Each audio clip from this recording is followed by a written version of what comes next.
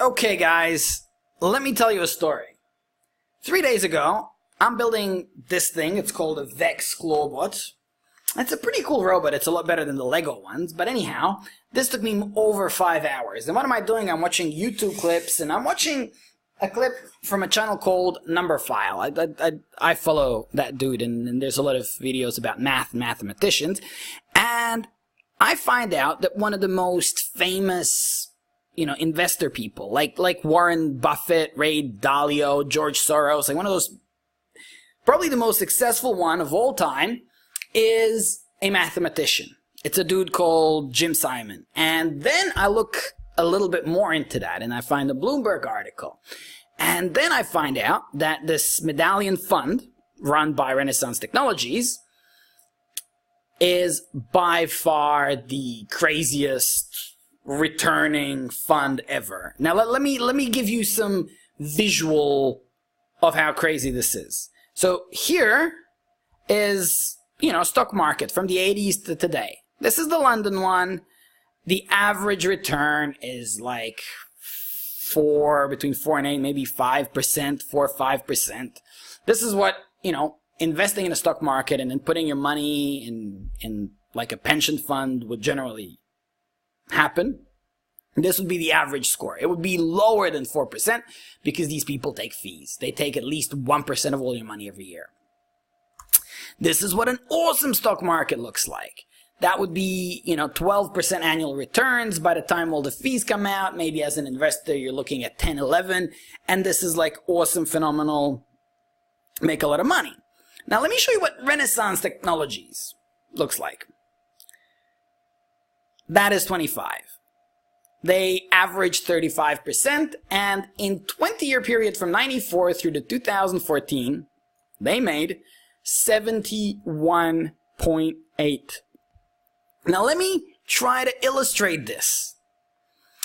If, say my dad knew Jim Simon back in 94, and he said, my son Sanjin, he's a good kid. Here's $20, Jim. Here's $20. You invest that in your fund. And let me show you what would have happened. So, first of all, let's figure out how to calculate this. 71.8%. That would be 1.718. And that multiplies itself. So that would times 1.718. So after 2 years, you'd have like 3 times your money. And so the way you would do that for 20 years is you just do the 1.718 to the power of 20. So 1.718 to the power of 20.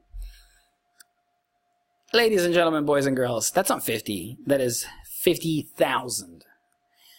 And if we multiply that by the $20, I would have been a millionaire.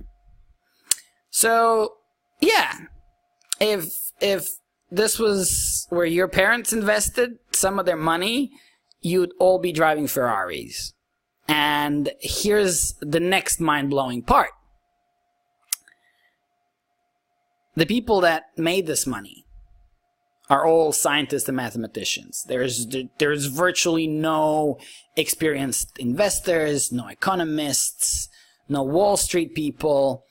This was not only done by sort of mathematicians and scientists, it was all achieved by computer algorithms. A human being never traded $1 of a share or anything like that. It was all done by basically computers making the decisions based on what the geniuses in the building programmed them. And before I go into more detail, let me tell you a little bit about the founder. This is the dude that started it all. His name is Jim Simon, or James Simon. I forgot his middle name. And he is a pretty big deal mathematician. He did some groundbreaking work in, I think it's called differential geometry. And he wrote some theorems with a mathematician called Chern. And those are used today all across physics for string theory and sort of for really advanced applications. This is what the dude looks like today. I mean, that's the face of a genius right there. And I do have a slide here about a couple of facts that I've gathered. So we already know about Jim Simons. Yeah. Renaissance Technologies, which owns the Medallion Fund being this crazy beast, is run by two CEOs. And they're both PhD scientists. I think this dude here used to work for IBM, but he is a mathematician. They have an absolute obsession with data. Everything that is a long-term trend that can be recorded reliably and measured, they store it and then they figure out what to do with it. That means like everything in regards to trade, when they traded, by what volume, how much, weather, political events, ocean levels, humidity, I don't know. They analyze everything. And then they find correlations that mean something. So like advanced data analysis. And one sort of weird example that they gave of how they made money was that they analyzed weather and stock prices. And they found that in Europe, Paris, apparently if it's sunny in Paris, share prices go up, stock market goes up, everybody's in a good mood. This didn't stick for London or New York or anywhere else. I guess the Brits are used to bad weather. But yeah, if you invested in a pattern where you buy when the weather's nice in Paris and sell otherwise, you would have made money. And the only way to know this is if you take reliable long-term data. So probably the most fascinating fact here is these guys don't hire Wall Street investors, sort of like economists, business graduates, MBAs, etc., etc. All of the sort of standard fundamentals that people that invest do and do successfully, Renaissance Technologies ignores. And that's sort of mind-blowing. I guess it makes an argument for the hard sciences. So if you do mathematics and science and then add to that some programming, that is how you have an edge in every field out there. And I suppose I feel pretty good about myself spending most of my time teaching, people on YouTube and then kids in various schools and institutions how to program robots and computers. So I think that is pretty cool. And I wonder what you guys think. I mean, I don't know. Does anybody watching this have a background in economics? I would love to hear a strong, solid defense of why, economics is really relevant and why it would be superior in any sense than algorithms and data analysis in terms of how to spend and invest money. And yeah, I guess the last point was that it's all automated. It is computer programs buying and selling shares and commodities and like derivatives and making bets. So people program those to sort of respond I guess there's an element of data analysis triggers and machine learning, and they make the impossible happen.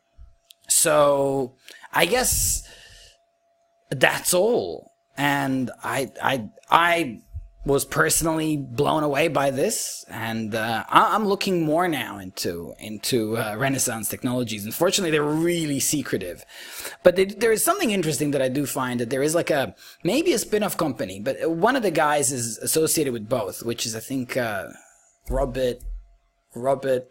Anyway, one of the co-CEOs. The company's called Cambridge Analytica, and they do data analysis like Renaissance Technologies, but they apply that to politics. And guess what?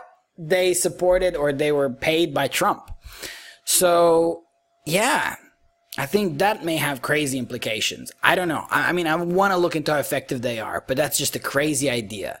If algorithms can figure out how to make you vote for somebody, that would make it a crazy world. Anyway,